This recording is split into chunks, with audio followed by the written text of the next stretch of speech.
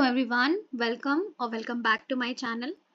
तो आज हम एक नया सब्जेक्ट शुरू करने वाले हैं which is fundamentals of agronomy. ठीक है, तो सबसे पहले जो बेसिक हमारा एग्रीकल्चर क्या होता है उससे हम अपना कॉन्सेप्ट पहले क्लियर करते हैं। ठीक है, क्योंकि हमें जनरली लगता है कि एग्रीकल्चर का सिंपल सा मतलब होता है कि क्रॉप प्रोडक्शन करना है ना, एक पर्टिकुलर फील्ड होता है, एक लैंड होता है जिसमें हम क्रॉप प्रोड्यूस कर रहे होते हैं और हम सोचते हैं कि वही एग्रीकल्चर है।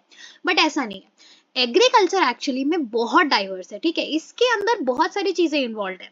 आपके सॉइल में कल्टीवेशन करने से लेकर के क्रॉप को ग्रो करने से लेकर के साथ ही साथ एनिमल्स को रियर करना और जितने भी वेरियस हम प्रैक्टिसेस करते हैं ना लैंड में ह्यूमन नीड्स के लिए यूजफुल प्रोडक्ट्स प्रोड्यूस करने के लिए, वो सभी एग्रीकल्चर का पार्ट होते हैं। तो अगर हमें कहीं पे डिफाइन एग्रीकल्चर बोलता है तो हम सिर्फ क्रॉप को ग्रो करने को नहीं लिखेंगे, बल्कि we will mention that agriculture is the science and art of cultivating soil, growing crop and rearing animals to produce food, fodder and other useful products for human needs। ठीक है, एक बार जब हमें ये चीज समझ में आ जाती है कि एग्रीकल्चर क्या होता है, इसके बाद वी कैन डिस्कस एग्रोनॉमी क्या है, क्योंकि एग्रोनॉमी एग्रीकल्चर का एक ब्रांच है। तो एग्रोनॉमी के अंदर हम मेनली डील करते हैं with the managemental practices of crop production. ठीक है, जितने भी प्रिंसिपल्स एंड प्रैक्टिसेस होते हैं फील्ड को मैनेज करने के। अब फील्ड को मैनेज करने में फील्ड से रिलेटेड जितने भी एस्पेक्ट्स हो गए, सॉइल हो गया, वाटर हो गया, ठीक है, जितनी भी चीजें हो गई वो सब इसके अंदर इन्वॉल्व है। तो हम एग्रोनॉमी के अंदर we deal with the principles and practices of field management for crop production. तो हम क्या क्या चीजों से डील करेंगे, कुछ सोच के देखो। अगर हम एक फील्ड की मैनेजमेंट करेंगे तो कौन कौन से टॉपिक से हम डील करेंगे? सॉइल के साथ डेफिनेटली, क्योंकि सॉइल वो बेस है जिसके ऊपर हम क्रॉप को ग्रो कर रहे हैं। इसके अलावा क्लाइमेट। अब क्लाइमेट क्या होता है, देखो, एक होता है वेदर और एक होता है क्लाइमेट। ठीक है, वेदर होता है किसी भी एरिया में परसिस्टिंग जो रेनफॉल पैटर्न है, जो टेम्परेचर है, ये ह्यूमिडिटी है, ये सब वेदर के फैक्टर्स हो गए। और जब किसी एरिया में कोई weather condition over 30 years of period persist करता है, यानी बहुत लंबे समय तक जब किसी जगह का वेदर कंडीशन सेम है, जैसे कि डेजर्ट एरियाज में जो वेदर है वो जनरली हॉट एंड ड्राई होता है, तो उसको हम क्लाइमेट कहते हैं। तो क्लाइमेट का तो इम्पोर्टेंट इम्पैक्ट पड़ता ही है क्रॉप प्रोडक्शन में, टेम्परेचर हो गया, वाटर अवेलेबिलिटी हो गया, इन सब चीजों में। Then water and crop management techniques. और क्यों करते हैं हम इनकी study? To increase yield. Obviously जितना बेटर हम मैनेज करेंगे उतना हम अपने क्रॉप की यील्ड को बढ़ा पाएंगे, सॉइल की फर्टिलिटी मेंटेन करना, and to ensure sustainable agriculture. What is sustainable agriculture by the way? Agriculture, देखो, सस्टेनेबल एग्रीकल्चर का सिंपल सा मतलब होता है जितनी भी रिसोर्सेज हम एग्रीकल्चर में यूज करते हैं ना, उसको इस वे में यूज करें, इतने एफिशिएंटली यूज करें कि जब हम प्रेजेंट जनरेशन की नीड को फुलफिल कर रहे हैं, हम अपनी नीड के लिए जब चीजों को यूज करें, इतना ब्लंटली उसको यूज ना करें कि फ्यूचर जनरेशन के लिए वो जो रिसोर्स है वो क्या बन जाए? स्कैर्स बन जाए। ठीक है, तो एग्रोनॉमी का डेफिनेशन जनरली पूछ लेता है, इसीलिए इसको मैंने ऐसे ब्रेक डाउन करके लिखा हुआ है कि हम इसे कैसे एक्सप्लेन करेंगे। अगर हमसे पूछेगा 2 मार्क में कि व्हाट इज एग्रोनॉमी, तो हमें इसको अच्छे से डिफाइन करने आना चाहिए, क्योंकि फंडामेंटल सब्जेक्ट है। तो एग्रोनॉमी, फर्स्ट पॉइंट आप लिखोगे, is the branch of agriculture science that deals with the principles and practices of field management for crop production. Then it involves the study of what? Soil, climate, water and जितने भी crop management techniques होते हैं, and किस purpose के लिए? To increase yield, maintain soil fertility and ensure sustainable agriculture। ठीक है, तो बहुत frequently asked question है ये। ठीक है, what is agronomy या फिर define agronomy। And then another very frequently asked topic is scopes of agronomy। So before entering the topic actually, what do you mean by scope? First of all, ठीक है, scope and importance किसी भी subject का बहुत frequently asked question होता है। Scope and importance of horticulture, scope and importance of agronomy. Scope क्या होता है एंड इंपॉर्टेंस क्या होता है? पहली बात तो देखो, स्कोप बेसिकली होता है फील्ड ऑफ एप्लीकेशन, कि एग्रोनॉमी के बारे में आपने बेसिक चीज समझ ली कि ये फील्ड मैनेजमेंट प्रैक्टिसेस से डील करता है, तो आप इसको कहाँ कहाँ पे यूज कर सकते हो या कहाँ कहाँ पे अप्लाई कर सकते हो, that is your scope of agronomy. And एक की पॉइंट है यहाँ पे। जनरली जब हमसे किसी भी चीज का स्कोप पूछता है ना, तो हम उस टॉपिक के अंदर जितनी भी चीजें आती है ना, जैसे कि ये कोर्स करिकुलम में आपके एग्रोनॉमी के अंदर स्कोप्स पूछ रहा है, तो कहाँ कहाँ पे आप इसको अप्लाई कर सकते हो, वो आपका पूरा कोर्स करिकुलम है, तो वो हम पॉइंट्स लिख सकते हैं। वैसे ही सभी सब्जेक्ट्स में जो उस पर्टिकुलर टॉपिक का एप्लीकेशन होता है कहाँ कहाँ पे, वो आप उसको स्कोप की तरह लिख सकते हो। तो एग्रोनॉमी हमने बेसिक चीज समझी कि ये फील्ड मैनेजमेंट प्रैक्टिसेस के साथ डील करता है। तो इसको हम कहाँ कहाँ पे अप्लाई कर सकते हैं? देखो, first is crop production. Obviously crop production मतलब जो various different types of crops होते हैं, सीरियल क्रॉप्स होती है, पल्सेस होती हैं, ऑयल सीड्स होते हैं, जो various different types of crops होते हैं, उनको ग्रो करने का और मोस्ट इंपॉर्टेंटली एफिशिएंटली ग्रो करने का, कि उनका जो यील्ड है वो मैक्सिमम हम ऑब्टेन कर सके। कुछ साइंटिफिक मेथड होता है, बहुत सारे मेथड्स होते हैं, ठीक है, जो हम धीरे धीरे धीरे बहुत सारे मेथड्स और भी डेवलप होते जा रहे हैं, उनके साथ डील करता है एग्रोनॉमी। तो that is the scope of agronomy. Then soil management, obviously, क्योंकि जैसा हमने पहले भी डिस्कस किया कि जो सॉइल है वो बेस है जिसके अंदर आपका, जिसके ऊपर आपका क्रॉप जो है वो ग्रो करेगा। ठीक है, ऑब्वियसली बिना सॉइल के हम क्रॉप ग्रो कर सकते हैं क्या? कर सकते हैं, हाइड्रोपोनिक्स कर सकते हैं, लेकिन इन जनरल नहीं कर सकते। सॉइल जो है वो सबसे पहले बेस होता है, फाउंडेशन होता है, जिसके ऊपर आपका क्रॉप ग्रो करे। तो सॉइल से रिलेटेड टिलेज को समझना, ठीक है, सॉइल की फर्टिलिटी, कि जो हम मैन्यूअर्स फर्टिलाइजर्स अप्लाई करते हैं, ठीक है, कैसे क्या चीज हमें अप्लाई करना चाहिए, इसी के अंदर कॉन्सेप्ट आता है इंटीग्रेटेड न्यूट्रिएंट मैनेजमेंट का। सॉइल को कंजर्व करना, ठीक है, कि सॉइल इरोजन के थ्रू लॉस ना हो जाए, ये सब चीजें भी एग्रोनॉमी की स्कोप है। Then water management, obviously soil के बाद जो सेकेंड मोस्ट इंपॉर्टेंट फैक्टर है क्रॉप की ग्रोथ से रिलेटेड, वो वाटर है, क्योंकि वाटर प्लांट की पूरी मेटाबॉलिक एक्टिविटीज को हैंडल करता है। अकेले प्लांट में न्यूट्रिएंट ट्रांसपोर्ट करने का काम पूरा पूरा वाटर कर रहा है, तो वाटर को मैनेज करना तो बहुत इंपॉर्टेंट है। तो हमारे पास इतना हमने स्टडी किया इस फील्ड में कि हमारे पास बहुत सारी इरिगेशन टेक्निक्स हैं, जो कि अपने अकॉर्डिंग कहाँ पे कौन सा इरिगेशन टेक्निक आपका मोर अप्रोप्रिएट है। जैसे कि अगर water scarce area, let's say, जहाँ पे वाटर की स्कैरसिटी है, तो वहां पे हमको ड्रिप इरिगेशन अगर हम अडॉप्ट कर सकते हैं या स्प्रिंकलर मेथड, तो वो ज्यादा बेटर होगा, क्योंकि कम पानी में ज्यादा एफिशिएंसी मिलती है हमको। ठीक है, वही वाटर यूज एफिशिएंसी का concept, and as well as drainage practices. तो जितना ज्यादा हार्मफुल वाटर का अवेलेबल नहीं होना है, उतना ही ज्यादा हार्मफुल वाटर लॉक्ड कंडीशन भी होती है। जब हम प्रॉपर ड्रेनेज नहीं करते, पानी फील्ड्स में भरा रहता है, वो भी एक हार्मफुल कंडीशन है, तो उसका मैनेजमेंट करना, ये सब चीजें भी एग्रोनॉमी का स्कोप है। Then weed management, weeds are the plants, जो अनवांटेड प्लांट्स होते हैं which compete with your main valuable crop for feed, है ना, न्यूट्रिएंट के लिए, सनलाइट के लिए कंपीट करता है, और उसकी ग्रोथ, उसकी यील्ड के साथ कॉम्प्रोमाइज कराता है। तो जब हम वीड मैनेजमेंट की बात करते हैं, तो पहले तो आइडेंटिफाई कर पाना वीड्स को, एंड देन इसके बाद इसका control is another scope. Then cropping systems, अब there are various cropping systems, okay, mixed cropping, intercropping, various cropping systems are there, जिससे हम बहुत एफिशिएंटली अपने फील्ड को यूज कर सकते हैं, तो उनको अडॉप्ट करना। देन क्लाइमेट एंड क्रॉप का रिलेशनशिप स्टडी करना। As I already mention, climate के अंदर वेरियस चीजें इन्वॉल्व होती है, जैसे कि आपका टेम्परेचर हो गया, रेनफॉल पैटर्न हो गया, तो ये सब चीजों का क्रॉप की ग्रोथ एंड यील्ड में क्या इन्फ्लुएंस होता है, and eight the same time क्या हम किस वे में क्लाइमेटिक कंडीशंस को यूज कर सकते हैं अपने ग्रोथ को मैक्सिमाइज करने के लिए, यील्ड को मैक्सिमाइज करने के लिए।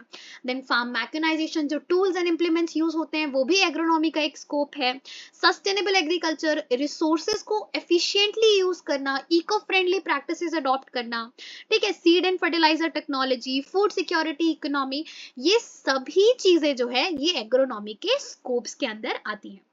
तो अच्छा, एक अगर हमसे ऐसा क्वेश्चन पूछता है ना स्कोप्स ऑफ एग्रोनॉमी, बिकॉज बहुत फ्रीक्वेंटली पूछा गया प्रीवियस ईयर्स में, तो हम एक कंक्लूसिव लाइन ऐसे लिख सकते हैं that the scope of agronomy covers all aspects of crop production and soil water management. क्या क्या चीजें कवर करता है? क्रॉप प्रोडक्शन के जितने भी एस्पेक्ट्स होते हैं वो सभी चीजें, इसके साथ साथ सॉइल वाटर मैनेजमेंट पूरा पूरा कवर करता है, to be able to achieve high sustainable yield while also conserving the resources. Now let's talk about कि क्रॉप प्रोडक्शन कैसे एक आर्ट है, एक साइंस है, एंड एक बिजनेस है। तो अगर मैं आर्ट की तरह इसको देखूं, तो देखो, फार्मिंग प्रैक्टिसेस को स्टडी करना एक चीज है, और उसको अप्लाई करना एक चीज है। आर्ट अगर हम डिस्कस करें तो ये जो क्रॉप प्रोडक्शन है ये एक फिजिकल आर्ट भी है, एक फिजिकल स्किल भी है, एक मेंटल स्किल भी है। फिजिकल स्किल कैसे, जो भी फार्म इंप्लीमेंट्स होते हैं, मशीनरीज होती हैं, उनका एफिशिएंटली यूज करना, ठीक है, उनको एफिशिएंटली हैंडल करना। साथ ही साथ मेंटल स्किल की अगर मैं बात करूं तो एकदम चीजों का प्रिसाइज एप्लीकेशन, ठीक है, ये सोइंग टाइम एडजस्ट करना, स्पेसिंग एडजस्ट करना, ये एक आर्ट है, ठीक है। अगर हमें फार्मिंग प्रैक्टिसेस की फुल नॉलेज है और हम उसको स्किलफुली एग्जीक्यूट कर पा रहे हैं, then that makes it a art. तो ये जो है क्रॉप प्रोडक्शन एक आर्ट भी हो गया।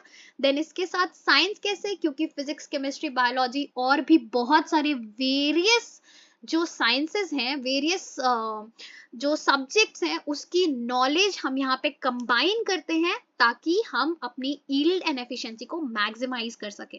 तो जैसे जस्ट एन एग्जांपल, हम सॉइल साइंस स्टडी करेंगे तो सॉइल साइंस के अंदर हम सॉइल को पूरे डेप्थ में समझते हैं कि सॉइल कैसे काम करता है, उसका फिजिकल प्रॉपर्टीज, उसकी केमिकल प्रॉपर्टीज, ईसी, पीएच, सभी चीजें। उसके बाद कैसे न्यूट्रिएंट का ट्रांसलोकेशन होता है, ट्रांसपोर्ट होता है, सॉइल के विद इन कैसे होता है ना, सॉइल के अंदर जो फ्लो होता है न्यूट्रिएंट का, देन सॉइल से प्लांट में जो फ्लो होता है, वो सभी चीजें, पूरा का पूरा कॉन्सेप्ट आपका क्या है, साइंस है। तो जैसे कि सॉइल न्यूट्रिएंट्स की स्टडी करना, क्लाइमेट इफेक्ट स्टडी करना, तो इसीलिए crop production is a science also. And business, अब एक्चुअली जो मॉडर्न एग्रीकल्चर है, modern agriculture transcends the traditional subsistence farming, emerging as a sophisticated economic sector, ठीक है। क्रॉप प्रोडक्शन जो है it's no more just subsistence farming, जहां पे farmers सिर्फ अपने फैमिली के लिए क्रॉप ग्रो करते हैं, अगर कुछ सरप्लस में हो जाए तो उसको भले बेच देंगे, अदरवाइज मेन एम उनकी क्रॉप प्रोडक्शन का होता था अपनी फैमिली को फीड करना। बट अब ऐसा नहीं है, क्रॉप प्रोडक्शन जो है वो अब उससे ज्यादा ऊपर उठ चुका है, ठीक है। तो it should be profitable, it should be economical, जिसके लिए कॉस्ट बेनिफिट एनालिसिस हम करते हैं, हाई यील्डिंग वैरायटीज का यूज करते हैं, efficient marketing, efficient transport systems का हम यूज करते हैं। तो crop production is a art, is a science and also a business. Then जो एग्रोनॉमी है, अब इसका दूसरे फील्ड से क्या रिलेशन है, देखो एग्रोनॉमी के अंदर आता है, going back to the definition, जितनी भी मैनेजमेंट के प्रिंसिपल्स एंड प्रैक्टिसेस है क्रॉप प्रोडक्शन के, that is your agronomy, right.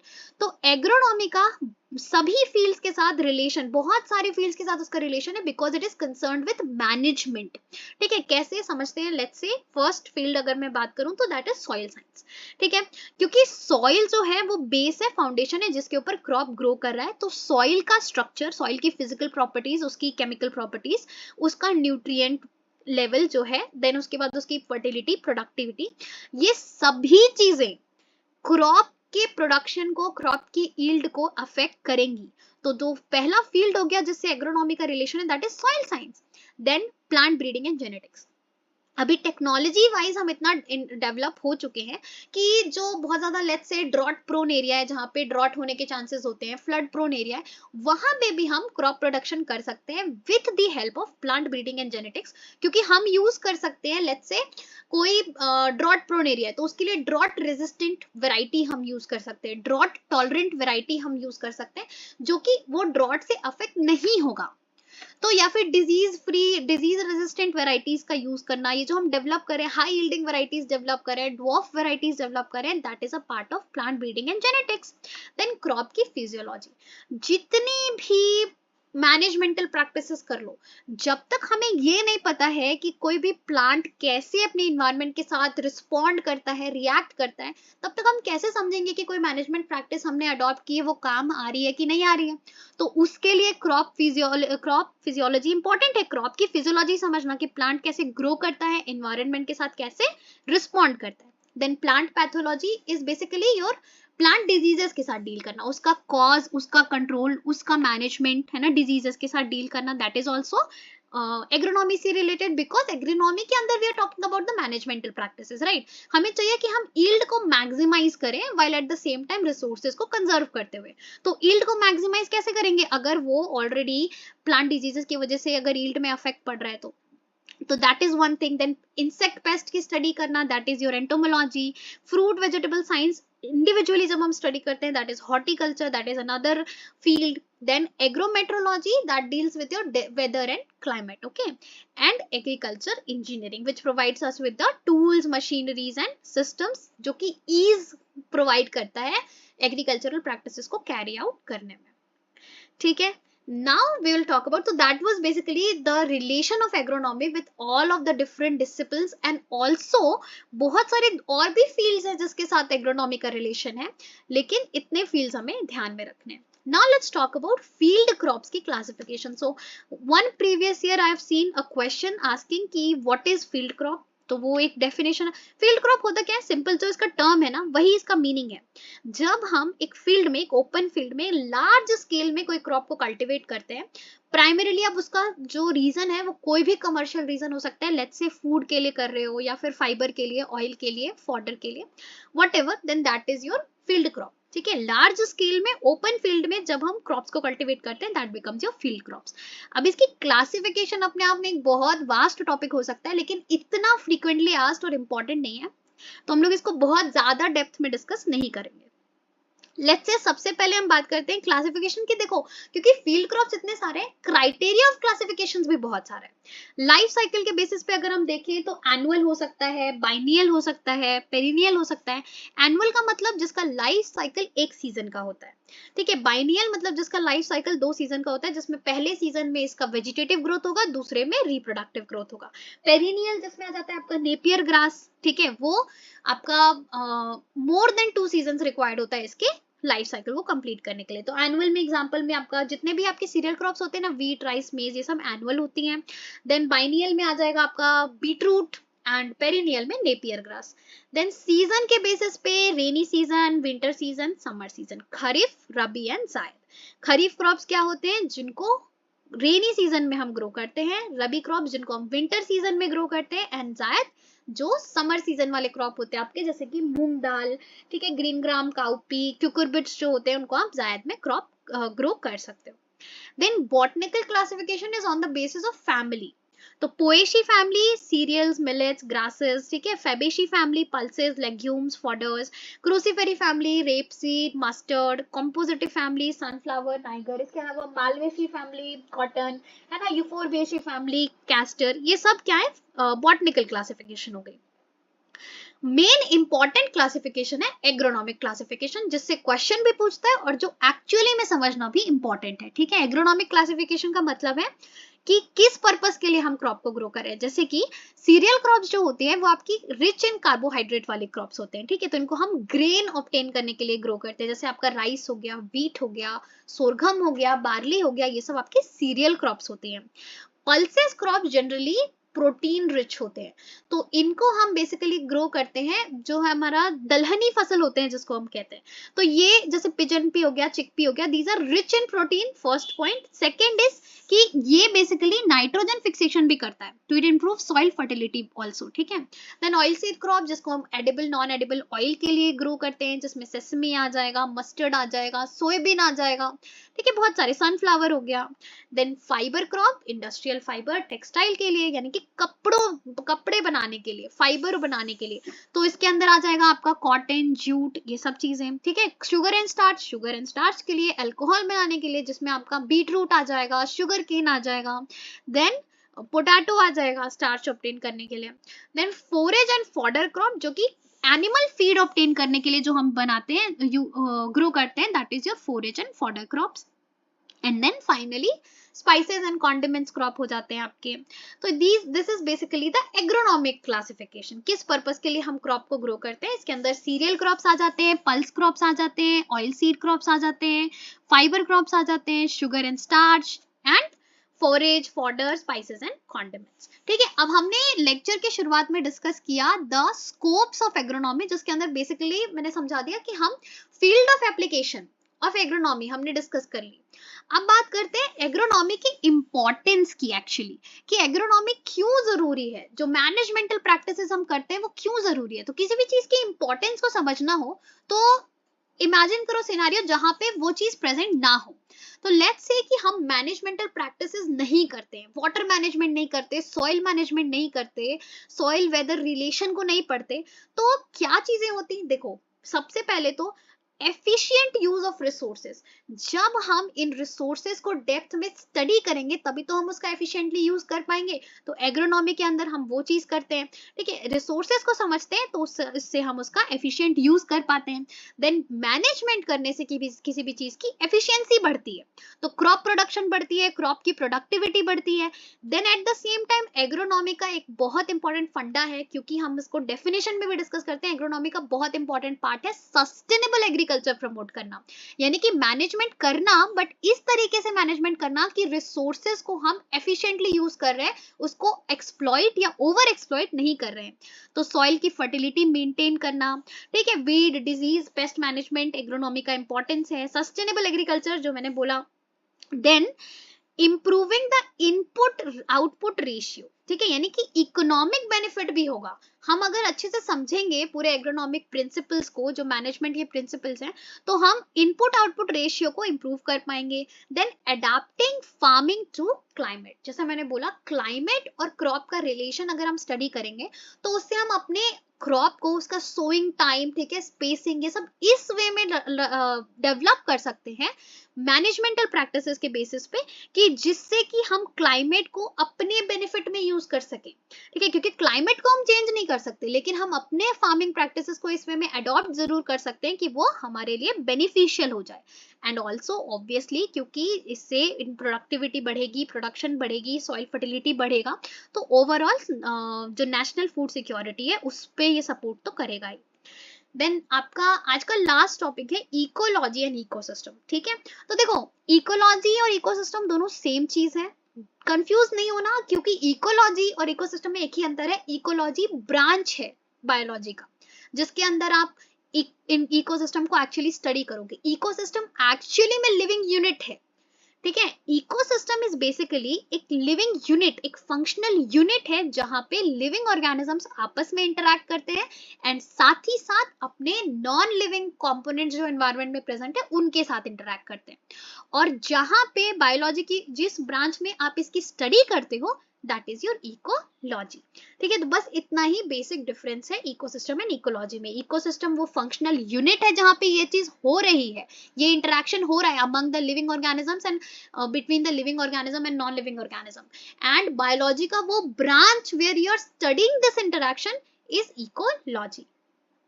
So आज के लिए बस इतना ही, we'll meet in the next lecture with some new topics.